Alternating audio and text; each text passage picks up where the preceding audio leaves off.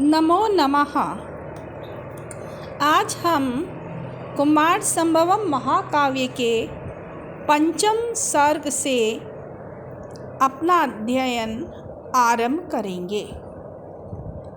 इस सर्ग में ब्रह्मचारी पार्वती से उसकी तपस्या के फल के विषय में जानना चाहता है। वह कहता है कि तुम्हें उच्च कुल में जन्म, सौंदर्य, ऐश्वर्य, सुख एवं यौवन तो पहले से ही प्राप्त है। अब तुम तपस्या करके क्या फल प्राप्त करना चाहती हो?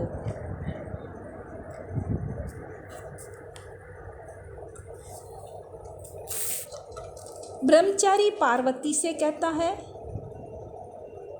कि किसी अनिष्ट परिहार के लिए तप करना चाहती हो तो इस विषय में मैं गंभीरतापूर्वक विचार करता हूँ। तो ऐसे किसी अनिष्ट की संभावना तुम्हारे विषय में दिखाई नहीं देती, इसलिए तुम्हारे विषय में अनिष्ट की आशंका करना व्यर्थ है। कोई भी तुम्हारा अनिष्ट नहीं कर सकता।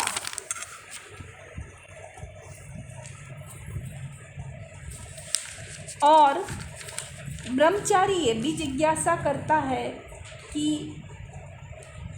वो तपस्या का क्यों करना चाहती है। इसलिए वो पूछता है कि तुमने युवावस्था में आभूषणों का परित्याग करके वल्कल वस्त्रों को, जो कि वृद्धावस्था में पहनने योग्य होते हैं, क्यों धारण किया है।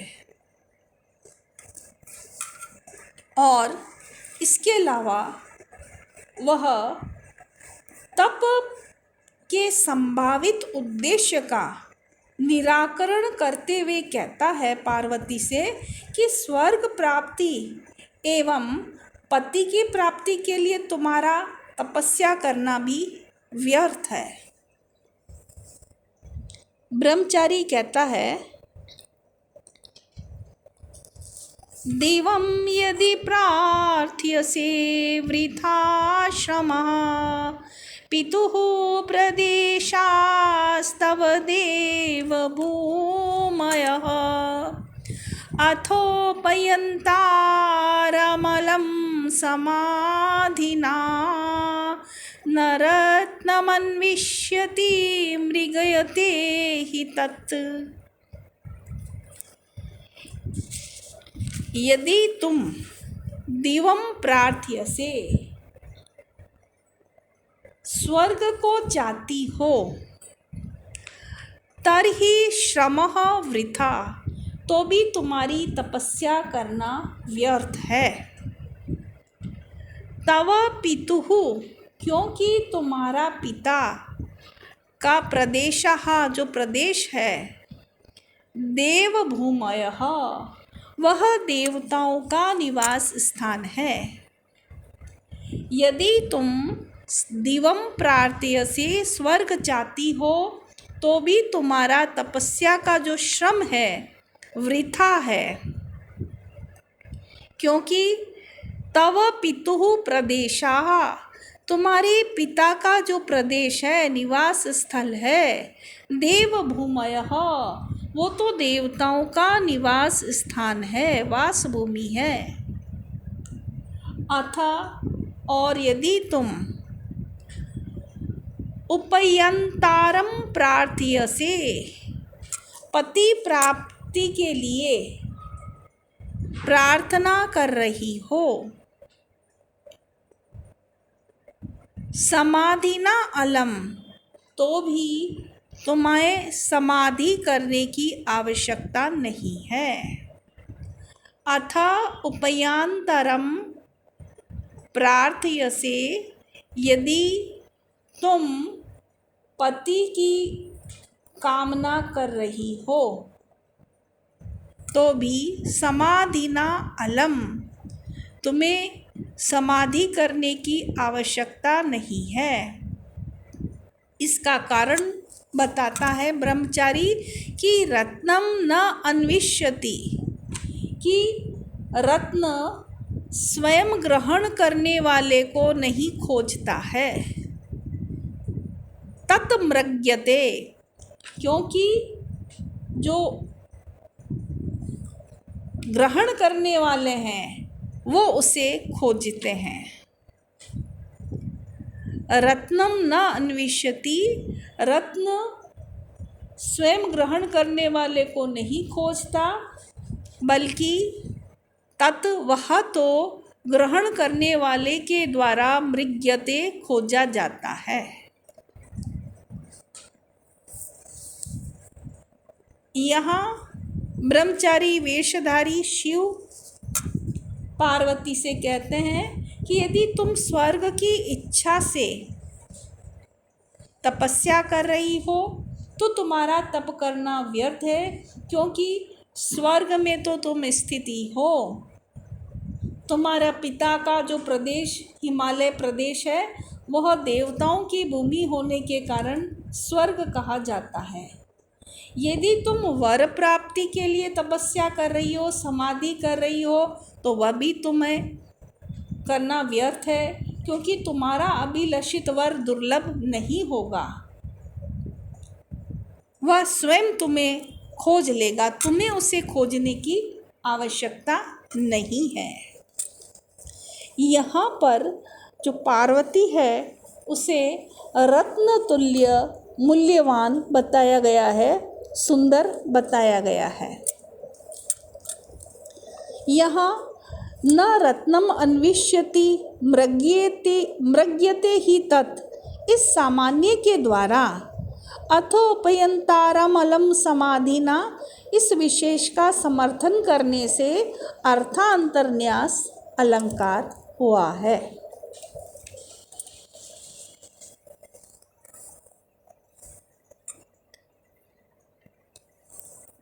व्याकरण देखें तो देखें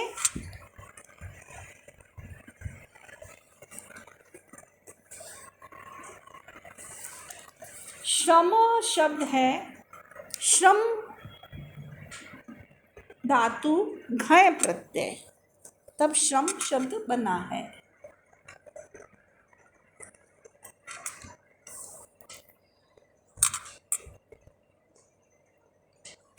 उपयांतरम उपसर्ग यम धातु त्रिच प्रत्यय। उपयच्छति इति उपयंता तम उपयंतारम।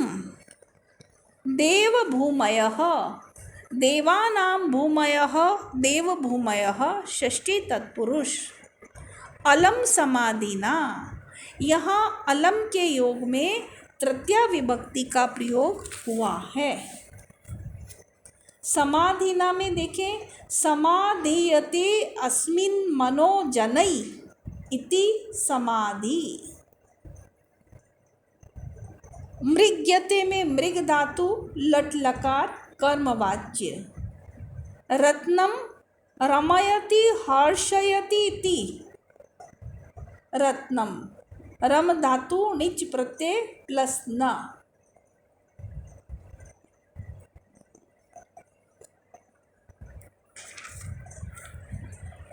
वर की अभिलाषा के विषय में प्रश्न सुनकर पार्वती द्वारा दीर्घ निश्वास लिया गया, जिसे देखकर ब्रह्मचारी ने उसकी मन की बात को जाना और उसके अभिलषित वर को भी जानना चाहा।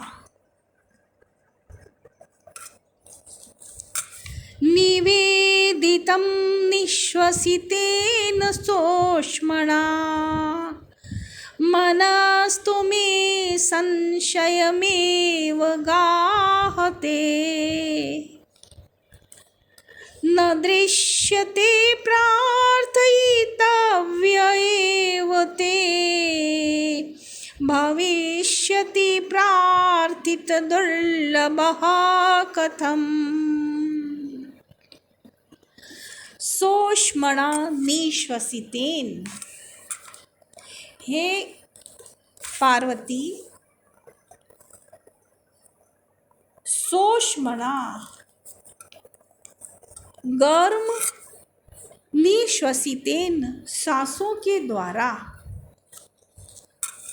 निवेदितम तुम्हारी वर प्रार्थना सूचित हो रही है।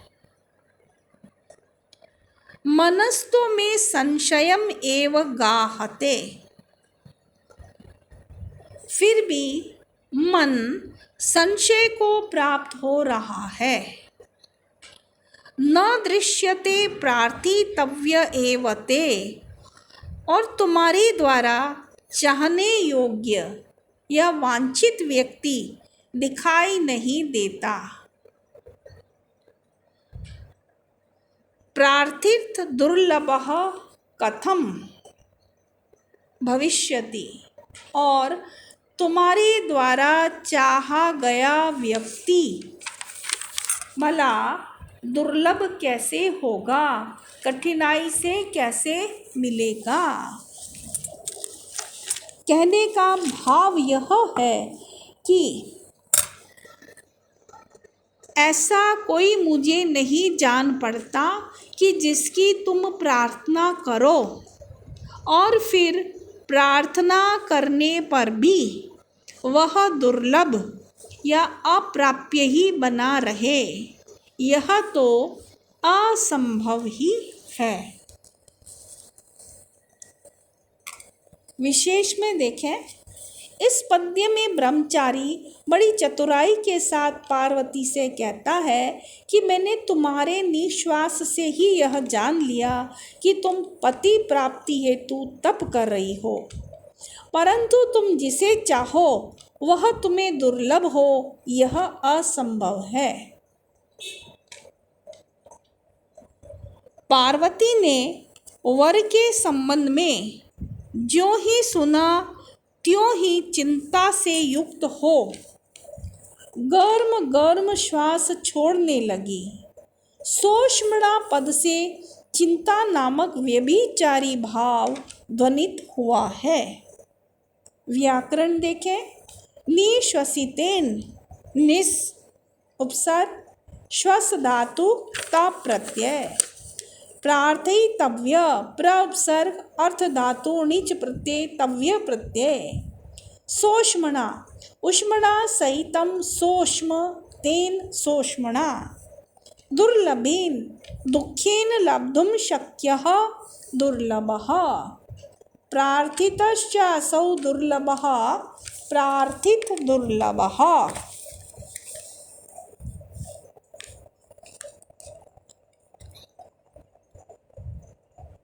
आज के लिए इतना ही। धन्यवाद।